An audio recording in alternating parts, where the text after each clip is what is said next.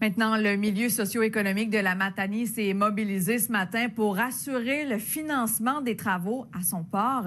Les acteurs lancent un appel pressant. Le temps file pour réaliser les réfections. Jérôme Boucher.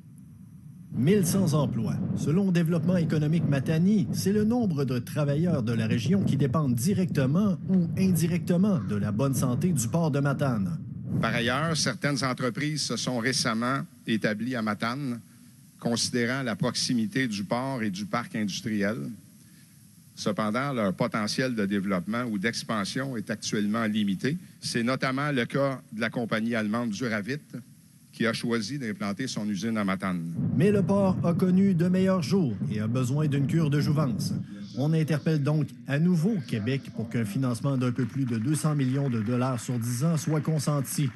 Ce n'est d'ailleurs pas la première fois que la Matanie interpelle le gouvernement. Le 13 mai 2022, pas longtemps après mon élection, c'est l'annonce de la ministre déléguée des Transports, Chantal Rouleau, d'une aide financière de 81 millions pour la réfection du port de mer. Le 24 octobre 2024, accompagné de Jean Langelier et des gens de QSL, on rencontre à l'Assemblée nationale la ministre Geneviève Guilbeault du ministère des Transports et Mobilité durable. Le 15 janvier 2025, on rencontre, moi et Jean, à ces bureaux de Québec, la ministre du MEIE, qui était dans ce temps-là, Mme Fréchette. Le 11 décembre 2025, avant les fêtes, moi et Pascal, on a rencontré le ministre délégué à la stratégie maritime, qui est le ministre Drainville.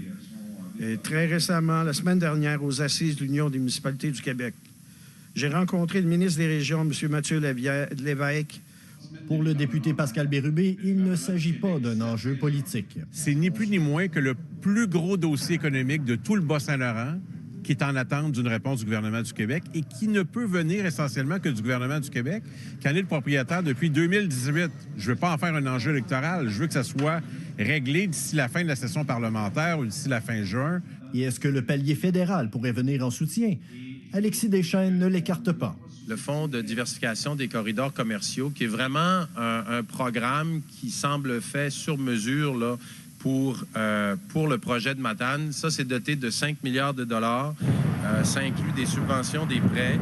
Et puis, il y a un volet, il y a 3 volets, mais il y a un volet qui est vraiment ciblé les projets qui visent à combler les lacunes de transport et qui freinent les croissances économiques dans les régions. Autre raison pour laquelle le temps presse, c'est que la durée de vie utile du quai arrive vraiment à échéance d'ici 2033. Et si rien n'est fait d'ici là, on pourrait devoir interrompre les activités, et ce, durant 3 ans. Jérôme Boucher, TVA Nouvelles, au quai de Matane.